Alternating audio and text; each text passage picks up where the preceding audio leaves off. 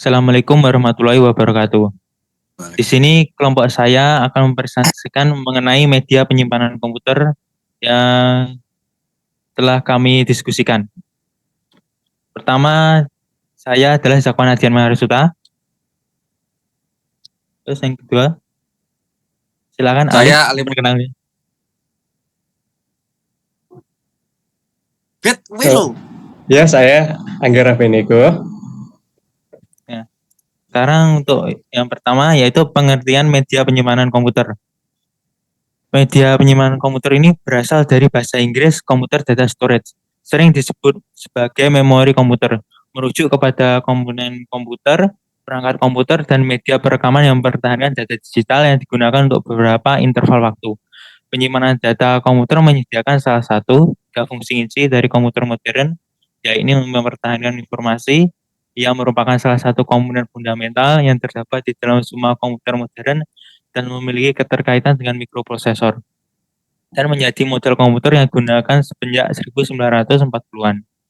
Dalam penggunaan kontemporer, memori komputer merujuk kepada bentuk media penyimpanan berbahan semikonduktor yang dikenal dengan sebutan random access memory atau RAM, dan kadang-kadang dalam bentuk lainnya yang lebih cepat tapi hanya dapat menyimpan data secara sementara. Akan tetapi istilah computer storage sekarang secara umum merujuk kepada media penyimpanan massal yang bisa berupa cakra optimis, beberapa bentuk media penyimpanan magnetis seperti halnya hard disk, dan tipe-tipe media penyimpanan lainnya yang lebih lambat ketimbang RAM, tapi memiliki sifat lebih permanen seperti flash memory. Jadi, peralatan penyimpanan data adalah perangkat komputer yang digunakan untuk menyimpan data baik di dalam maupun di luar piranti komputer. Nah, berikutnya ini jenis internal dan eksternal akan dijelaskan oleh Halif. Ya, yang pertama adalah penyimpanan internal. Penyimpanan internal ini adalah memori jenis ini dapat diakses secara langsung oleh prosesor. Memori internal memiliki fungsi sebagai pengingat. Dalam hal ini yang disimpan di dalam memori utama dapat berupa data atau program. Contoh penyimpanan internal adalah RAM, hard disk, dan ROM. Fungsi dari memori utama adalah menyimpan data yang berasal dari peranti masukan sampai data dikirim ke ALU atau Arithmetic and Logical Unit untuk diproses. Menyimpan data hasil pemrosesan ALU sebelum dikirimkan ke peranti keluaran. Menampung program atau instruksi yang berasal dari peranti masukan atau dari peranti pengingat sekunder. Yang kedua adalah penyimpanan eksternal.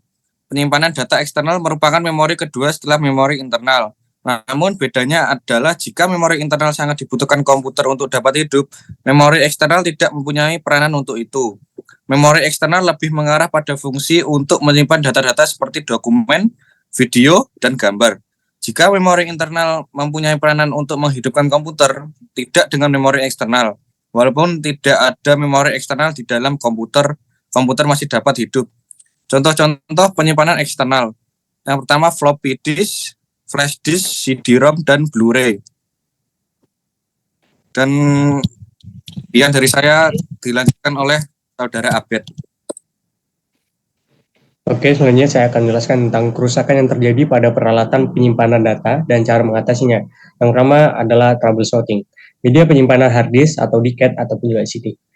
Yang sering kali terjadi adalah boot record rusak. Ciri-ciri kerusakannya, bila media penyimpanan tersebut diakses, misal pindah direktori atau memberi perintah dir atau explore untuk melihat file, maka akan keluar pesan general failure reading drive end.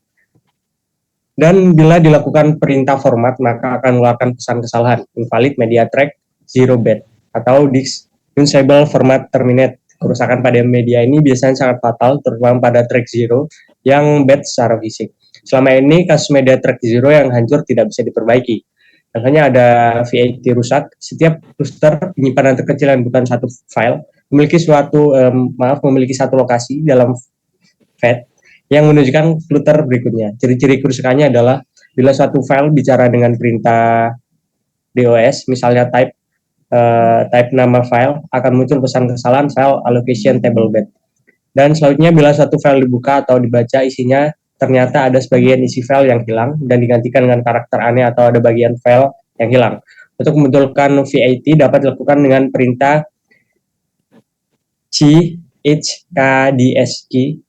SK dengan parameter fix dan enter. Maka hal tersebut akan memperbaikinya dengan mengatur ukuran file untuk kesalahan alokasi, memotong file dari bagian yang rusak dan hasilnya disimpan dalam bentuk file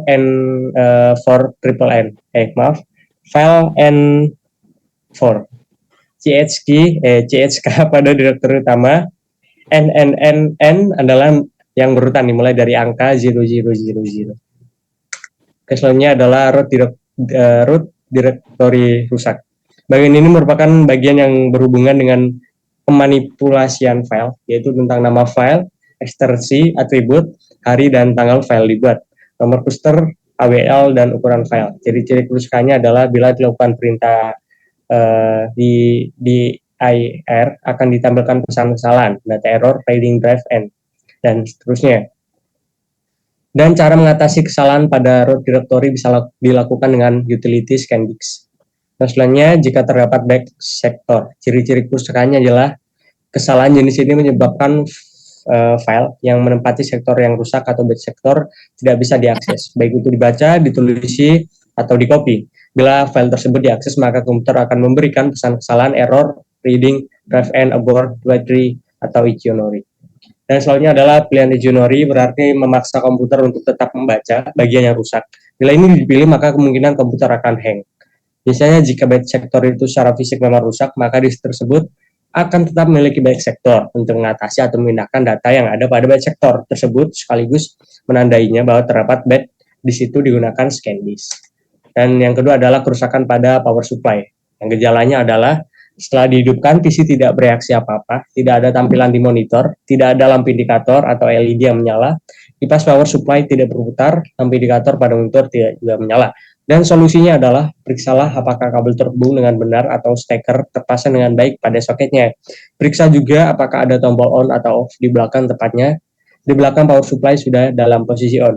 Jika sudah akan terpasang dengan benar, tapi tetap tidak ada respon untuk meyakinkan, silakan Anda ganti kabel power dengan yang Anda yakini bagus. Masalah terjadi mungkin karena tidak adanya tegangan listrik yang masuk. Kerusakan ada pada kabel power.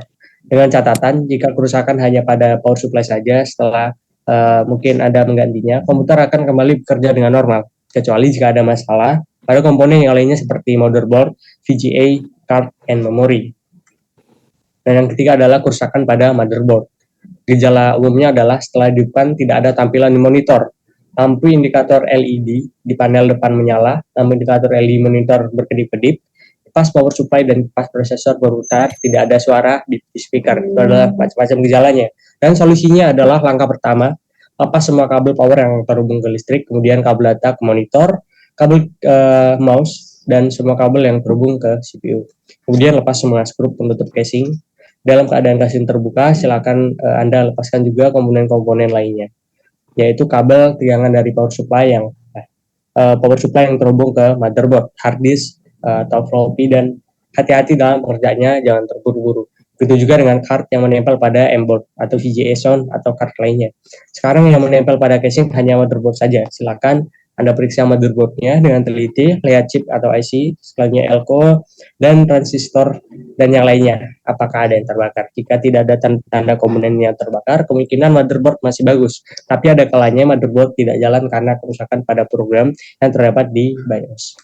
Dan yang keempat adalah kerusakan pada hard disk. Gejala umumnya adalah pada saat CPU dinyalakan, kemudian melakukan proses post, setelah itu muncul pesan operating system not found.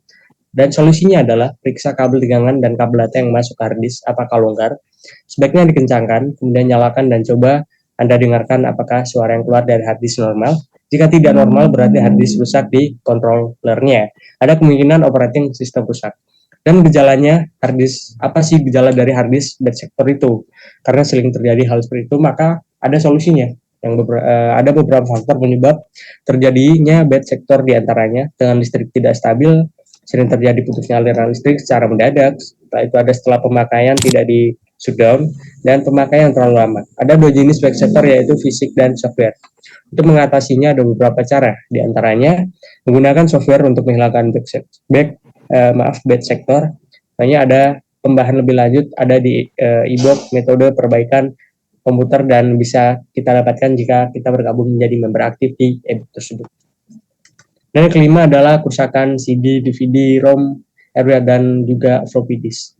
Gejala ini biasanya jenis kerusakan yang biasa ditemui. Yang pertama, tidak terdeteksi di Windows. Yang kedua, tidak bisa keluar masuk CD. Yang ketiga, tidak bisa membaca atau menulis atau hanya bisa membaca saja di CD ya. Yang nomor 4, tidak bisa membaca atau menulis dan nggak write protect. Itu biasanya terjadi pada floppy disk. Dan solusinya yang pertama adalah periksa kabel data dan kabel gangguan dimasuk ke CD floppy. Periksa di setup BIOS apakah sudah dideteksi. Sebaiknya di set auto saja ya. Dan yang kedua adalah periksa apakah LED menyala.